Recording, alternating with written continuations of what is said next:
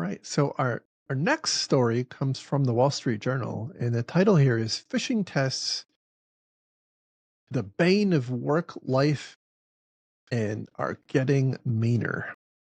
Just like you. That's right. So this article, it's behind a paywall, but I'm confident that the smart people listening to us who may not subscribe to Wall Street Journal can figure out how to get to it. The Indeed. um, the story here is they actually give a pretty, I would say, alarming use case that exemplifies the issue. And this was at University of California, Santa Cruz. And the person they interviewed talked about how they received what turned out to be a phishing simulation email that was asserting that there was an Ebola outbreak at the college. And so that caused panic. Like, this person talked about how they had a friend who's an epidemiologist, and they got a lot of people torqued up about this. And then they clicked on the email and realized, and were then told that they failed the phishing test. And they go on throughout the article to talk about how there's actually a subreddit where I guess both victims and IT people talk about their antics, I suppose, um, with phishing simulation emails and the different lures that people have used, such as emails, sending out emails that claim that there's open enrollment, or claiming that there's a giveaway for Super Bowl tickets, or I think there was one about a puppy was loose in the parking lot, and how on its face, like it's it's obvious that people are going to want to click on that because it is, it's hitting emotions. Like, it is doing the thing that causes people to want to click. And so it's kind of unsurprising that it works. It almost would be surprising if it didn't work. But then they go on to say that it's kind of two two issues. Number one is it's really turning people off to the whole concept, and I would go so far as to say it's creating a bit of a rift between kind of the general user population, who are the recipients of these tests, and the IT team who are charged with protecting them. But also there's some growing evidence that they refer to in this article about how that isn't necessarily effective, and in some instances, some reports or some research shows that it actually may work in the opposite direction. These phishing simulations and subsequent training may actually lead to a sense of overconfidence, which then can contribute to people being more susceptible to actually clicking on phishing links.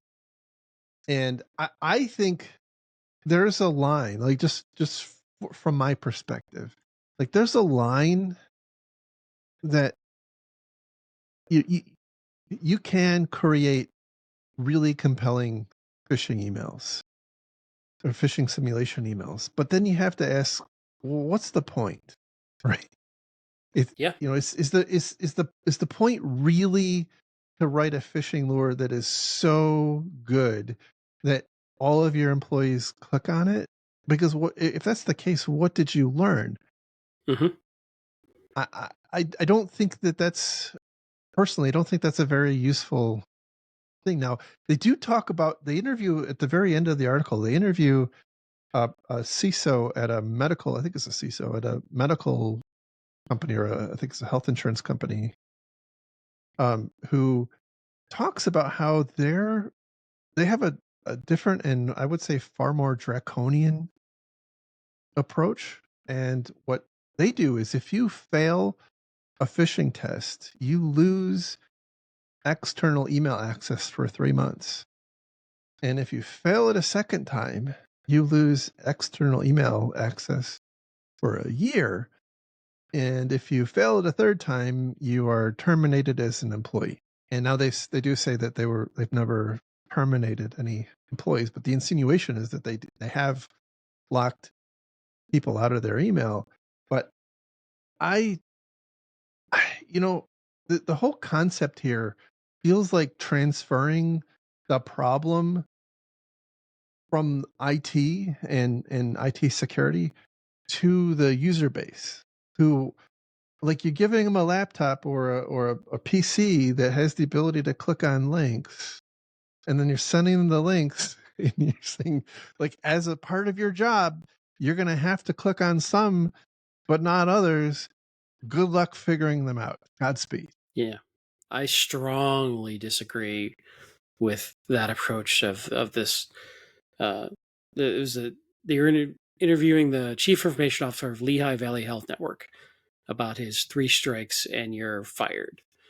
I have very strong opinions on this topic anyway. I feel I actually am not a fan of phishing simulation tests. I think that any person at one time or another can become a victim. I shouldn't say fall for, could become a victim of a social engineering attack, a psychological attack, because that's what these are.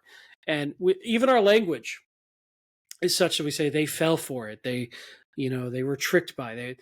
It implies that there's a moral, ethical, or intelligence failure on the part of the employee when they become a victim of one of these attacks.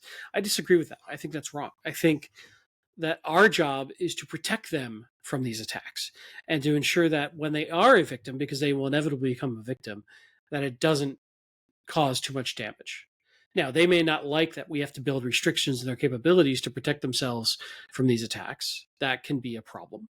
But it could potentially hurt their productivity if they don't have local admin rights. But losing external email access for 3 months probably hurts somebody's productivity.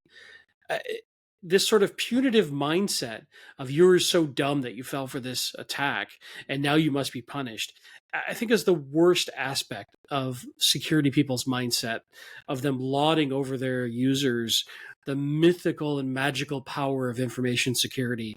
And we're just smarter than all of you. And you're just so dumb. And look how dumb you are. And I think that there's a real aspect of that in our industry that is just wrong. And I've said it before, and we've been on conferences where I've given a talk on this, or I think anybody's susceptible. I think they're not paid to care about this. They're paid to do other things. I'll give you an example. If a recruiting department is paid to look at resumes and somebody crafts a really smart social engineering attack that looks like somebody submitting a resume, they're going to open that resume. It's our job is to give them a way to open that resume safely, not to make them figure out that somebody used a weird character in a domain name that is very obscure. We're asking too much of our users, and these phishing simulation tests feel like this default. You just have to do it, and it shows up in everybody's reports of, are you doing third party risk management? Are you doing phishing tests? And we're not asking if these are effective. We're not asking the efficacy. We're not asking the second order impacts of this. We're just taking it for rote that we have to do this as an industry, and that all responsible commercial entities do phishing tests to train their employees.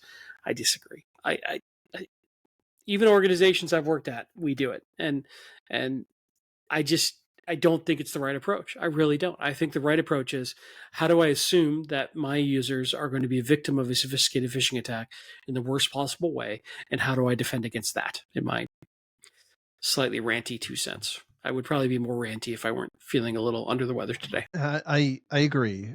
People are not a firewall. You can't program rules into a person, and even the same person will, as you alluded to, will make different decisions based on different things happening, different times of the day, different days of the week, different weeks of the month, different months of the year.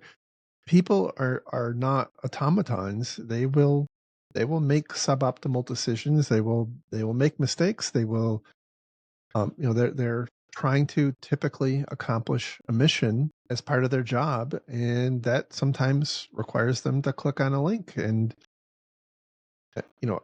again, if the security of your organization is dependent on that, I think you got a problem. Now, I think the contra, because I have had this argument with so many people over the years, and the contra argument that people are probably yelling at their car radio or their iPhone or whatever right now is, well, yeah, but if you can train people to be more effective at recognizing phishing, like you, it's not perfect, but you can cut down on the number of potential attacks that you have to defend against. And I think that's a fair, it's a fair point. But I still go back to, I think there's a line, I think there's a line of ethics. Like I think it's unethical to send out a phishing lure, like a phishing simulation test that says there's a, you know, that your dog is loose in the parking lot, Yeah. or a phishing lure that says, you know, hey, open enrollment starts now. Like I just, yeah, it's you know, one of the most, you know, and I'm proud of this one, I guess, but I'm ashamed to say it. Well, one of the most effective ones we did was working for a company who didn't often refresh their employee laptops. Our lure was, you know, you are eligible for a replacement laptop. Click here to register. And damn near everybody that got it fell for it. Yeah. I, So and then, but like, what was the point? Well, the other problem with phishing training is you're training to a certain type of phishing attack in general, a certain level of sophistication, a certain look and feel that is pretty, you know, for those of us in the industry, you can recognize them very fast. They're fairly formulaic. And if you go past it, and here's the problem is the bad guys can adapt. They get a vote. They can change their tactics. So if you keep changing your phishing tactics, at some point you're going to exhaust the user's ability to like absorb and care. And you know, we live and breathe this every day. So it's intuitive to us. This is what I think security people forget about is things that are intuitive to us are just black magic voodoo to a lot of non-technical people. And it's not that they're stupid. They don't live in our world. Like, you know, think about your finance people who they have intuitive knowledge of very deep arcane finance rules and laws that would just be mind-blowingly complex to those of us who haven't spent their career in it. It's the exact same thing on the flip side. If we can look at a phishing, that's clearly phishing. But that doesn't translate unless you spend your entire career thinking and caring about this. And there's probably some aspect of our brains that are wired in a certain way that predisposes to being able to understand it, which is why we're in this career path to begin with. So if we train people against a certain attack type or a certain thing to look for, like check this and check that and check this, that's assuming the bad guys never adjust their technique. So, and you can't expect your users to constantly keep up the arms race with the bad actors. It's on us to defend that, whether it's trying to apply email security tooling for what it's worth. That, you know, I think a decent email security tool gets that same thing you're talking about, which is that low order, obvious stuff that training would have caught. Same thing, a good email security tool probably would do the same thing. Um, and I don't know. I mean, awareness matters, and I want people to be aware. I don't know that training them with simulations in our current approach is all that effective, and being punitive about it, I really disagree with. So I don't know. I'm on probably the minority in this argument. I know many people feel strongly that these are important and necessary and effective. I'm a contrarian on this topic, and I know that. in this, there's an entire industry that's spawned around, you know, around this whole area. So you know, look, every compliance framework, every security framework, you know, is increasingly coming to expect that this is in place. But I'm just not sure that this is the place to test to failure, I guess is the best way I would describe it. Like, I just I don't see the value in doing what was described in this article. I think that there is some value in some, you know, cursory awareness, but I think it can go too far, and I think that the effectiveness and the usefulness is it degrades. I just don't Well, I don't and see the value in that.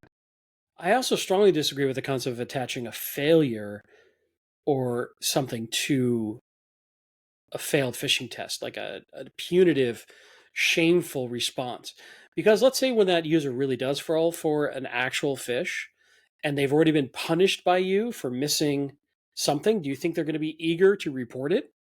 Or are No, they going to no, but hope they're nobody probably going to notices? call up the BitLocker people or whatever the heck the The sorry, ransomware BitLocker. operators who are Not buying internal BitLocker. access? That's Yeah. it would have been a great ransomware name, but it's actually Microsoft's disk encryption.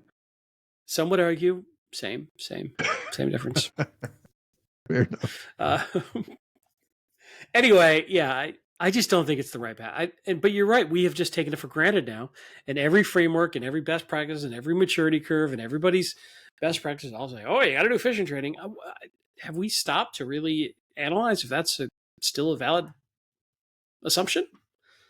And this argues that it's not. This is pointing to various studies and research pointing that it's actually harming your susceptibility to actual phishing attempts. So I don't think the industry is going to change, though. Honestly, I really don't. I think this is so built into our DNA now that it's not going to change. But I would argue that it's a mistake. No, but it'll give us the same thing to talk about every couple episodes. Right, and give me an opportunity to rant, which apparently people Mm-hmm. enjoy. Absolutely.